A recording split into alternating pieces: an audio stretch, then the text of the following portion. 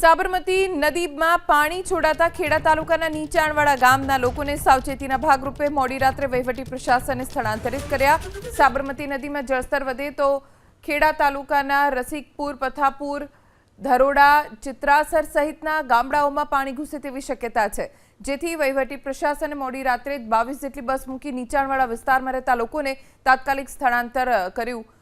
સ્થળાંતર કરેલા લોકોને હરિયાળા ગુરુકુળ અને ઇમેજ કોલેજ અસલાલીમાં રાખવામાં આવ્યા છે। સાબરમતી નદીમાં પાણીનું સ્તર સતત વધી રહ્યું છે। ખેડા જિલ્લાના જે કાંઠા વિસ્તારો છે ત્યાં નીચાણમાં આવતા જે ગ્રામ્ય વિસ્તારો છે ત્યાંથી લોકોને સ્થળાંતરિત કરવામાં આવ્યા છે। રસિકપુર, પથાપુર, ધરોડા, ચિત્રાસર સહિત ગ્રામ્ય વિસ્તાર જે નદી કિનારે વસેલા છે ત્યાંથી લોકોને સુરક્ષિત સ્થળે 22 જેટલી બસની મદદથી સ્થળાંતરિત કરવામાં આવ્યા છે। આ તમામને હરિયાળા ગુરુકુળ અને ઇમેજ કોલેજ અસલાલીમાં હાલ તો રાખવામાં આવ્યા છે।